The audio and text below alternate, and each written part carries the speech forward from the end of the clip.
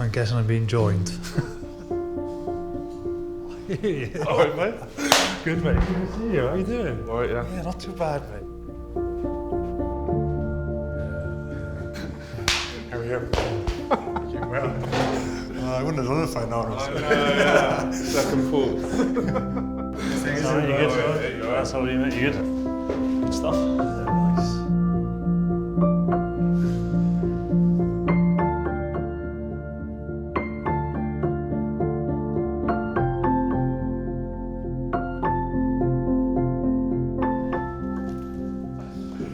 Jeez, you literally have not changed at all.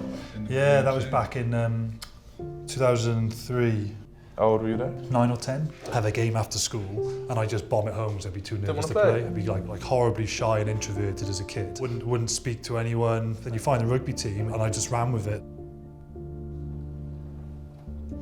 Greig. That's my dad, right? The big unit at the back, that's where I get my height.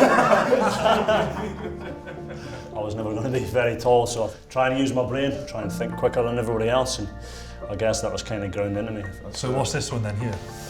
I was captain then. I think it deterred a lot of the trouble I probably would have found myself in. Still managed to wriggle my way into a few situations, but it helped me a lot.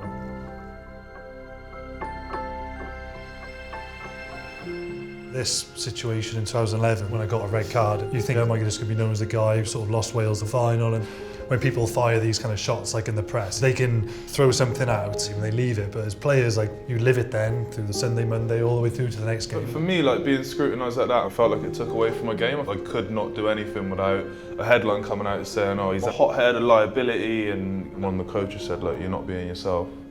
You know, to be able to park something and move on from it, I'm not very good at it. And yeah, bringing stuff home with me all the time, and that's what makes me good, but also what makes me not so good.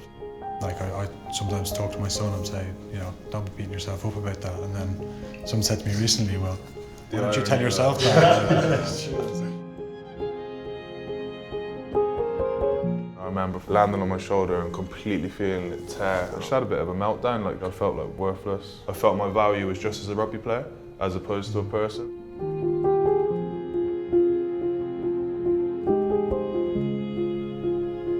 I guess when I was a young captain, I think I was, you know, maybe a little bit hot-headed, maybe a little bit naive, you know, thinking, you know, this is leadership and you got to scream and shout.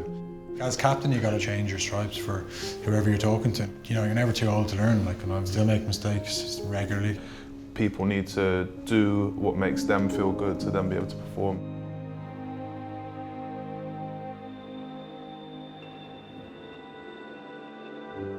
I often tried to say to myself, I need to try and be the best version of myself, first and foremost, before I worry about anybody else. Yeah, sometimes you've got to be selfish to be selfless.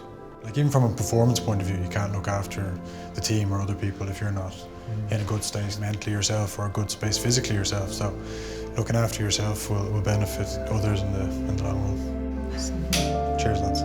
Thanks for everything.